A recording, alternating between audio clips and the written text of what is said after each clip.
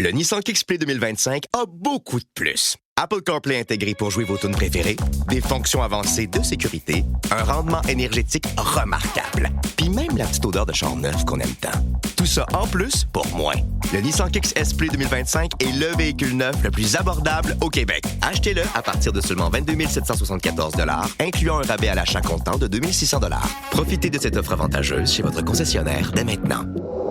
Jusqu'au 2 mars, des conditions s'appliquent. Détails chez Nissan. So, of course, the Tokyo 2020 games, they're postponed, going to happen now in 2021 if everything goes according to plan. But as we know, with COVID-19, who knows what the plan's going to be when we get to next year. And with more on this, let's join Dick Pound, longtime member of the International Olympic Committee. And when it comes to Montrealers that know their stuff about the Olympics, he's the guy. Dick, it's great to talk to you. Thanks for coming on the show.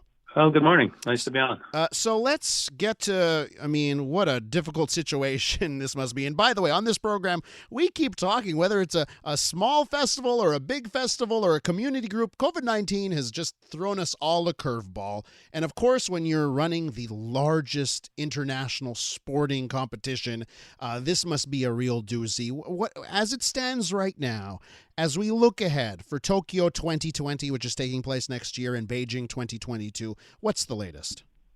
Well, I guess the latest is that, like everybody else, we don't know what the elephant in the room is going to do. So we don't know how COVID is going to play out and whether there'll be vaccines and all that sort of stuff. But insofar as we can control what's going on between the Japanese organizers and let's call it the Olympic movement at large, the international federations and the IOC and the athletes and so forth, we're planning as if and in the hope of games that will start a year from tomorrow.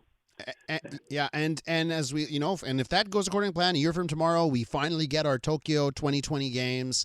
What kind of planning is in place? Because you got athletes coming from everywhere, right? So is the plan basically get there early? Let's have a quarantine. Like, what's the current plan to make sure these games actually happen? Well, I think that's a very good observation. It may be one of these things where instead of coming in, a day before your event and so forth, you come in 2 weeks and get acclimated, so that you don't have the risk of the COVID, and actually starting earlier than that. Don't put anyone on a plane that has it, so that you eliminate as much as you can. But you're going to have something in the order of 10 or 11,000 athletes, all in this enclosed space of an Olympic village. So the risks are significant, and sort of one hopes that there will be some kind of a vaccine by then, and that there you can maintain whatever measures are required. But if you think of most Olympic villages, the dining room is a big, huge place with essentially buffet type service. You go, you get your tray, and you go along and you scoop up the industrial quantities of food that the 15,000 calories that an Olympic athlete needs. Yeah, right. So there are lots of things that we don't know yet. People are working on what should be the protocols that apply to minimize the risk, but that's an environment that's going to change every month as we learn more and more about the virus. We're with Dick Pound, longtime International Olympic Committee member. And Dick, I guess because of the fact that, the Tokyo Games are going to be happening end of July next year, and then a short time later, it's like 6 months later, that's when the Beijing 2022 Games are supposed to happen. So do you think, because of that timing, that if Tokyo can't happen, most likely Beijing will also have to be canceled? What's your thinking there? That's certainly a risk that you would have to evaluate, because if the health conditions in Japan don't permit travel to and the celebration of the games, it's hard to believe that in the same part of the world, 5 months later, that there will have been a miracle breakthrough that allows everyone to come. So there could be a knock-on effect, and I think everybody hopes that won't be the case, but have to prepare on the basis that it might. Can you see a scenario where, Japan has to say, okay, well, we can do the Olympics, but these countries on this list, cases are too high in these countries and they don't get to come? Is that an option for a competition like the Olympics? Is that on the table? Yeah, I think it has to be. I mean, as we speak in Japan, I think the travelers from something like 129 countries cannot come to Japan.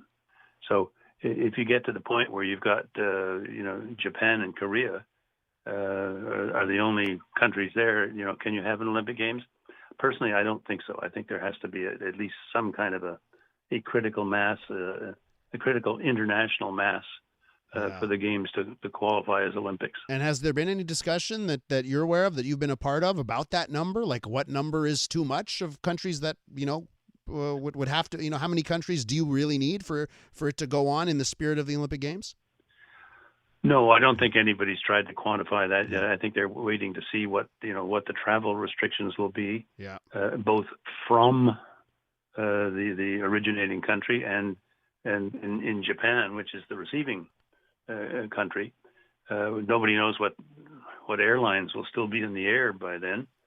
There are all kinds of issues that have to be dealt with. But is there a cutoff date, Dick? Just as we try and wrap up here, is there a cutoff date that you have in mind? Like, is it March of next year when this decision has to be made? When does the decision have to be made, go or no go on the Olympics?